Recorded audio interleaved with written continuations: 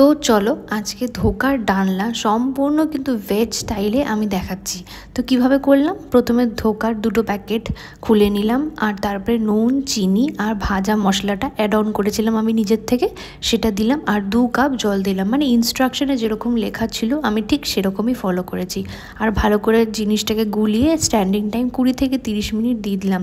কড়াইতে তেল দিয়ে ওই ধোকার যে ব্যাটারটা ছিল সেটাকে অ্যাড অন করে দিলাম, আর তারপরে কনস্ট্যান্টলি নাড়িয়ে যেতে হবে যতক্ষণ না একটা টাইট ভাব আসছে। মানে যেরকম আটা মাখলে আমরা টাইট ভাব চলে আসে, দেখো কড়াই থেকে উঠে উঠে যখন আসবে তার মানে কিন্তু আমার ধোকাটা একদম ডান।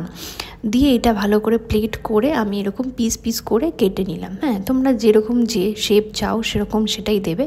আর তারপরে আমি কড়াইতে আবার তেল দিয়ে ওই ধোকাগুলোকে হালকা করে ফ্রাই করে নিলাম। ধোকা ভাঙার কোনো চান্স থাকবে না, আমি যেরকমভাবে বললাম এরকমভাবে করলে একদমই ভাঙবে না। আর তারপরে কড়াইতে তেল দিয়ে সাদা জিরে ফোড়ন দিলাম, আর এখানে 2টো আলু ছোট ছোট কিউব কিউব করে কেটে নিয়েছিলাম সেটা দিলাম, দিয়ে টমেটো অ্যাড করলাম, দিয়ে একটা পেস্ট বানিয়েছিলাম, বেশ খানিকটা আদা, কাঁচা লঙ্কা, হালকা একটু শুকনো লঙ্কা, 1.5 চামচ সাদা জিরে, আর 1 চামচ ধনে, গোটা ধনে, ওটাকে পেস্ট বানিয়ে নিয়েছিলাম। দিয়ে তারপর ওর মধ্যে নুন, হলুদ আর কাশ্মীরি রেড চিলি পাউডারটা দিলাম কালারটার জন্যে। দিয়ে ভালো করে জিনিসটাকে কষালাম সম্পূর্ণ, কিন্তু আমি কোনো আর গুঁড়ো মশলা অ্যাড করিনি। হ্যাঁ, আর তারপরে বেশ খানিকটা টক দই অ্যাড করলাম। হ্যাঁ, নিরামিষ রান্নাতে একটু টক দই অ্যাড না করলে ভালো লাগে না খেতে। দেখো টক দইটা অ্যাড করার পর তেলটা একদম ছেড়ে দেবে।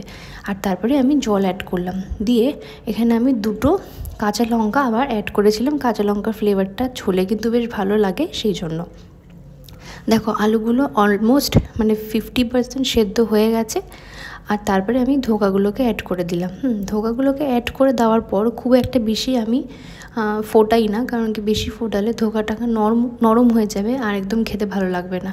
আর তারপরে আমি এখানে গরম মশলা দিলাম আর 1 চামচ ঘি দিলাম। হ্যাঁ, ঘিটা দিলে কিন্তু ফ্লেভারটা খুব ভালো হয়।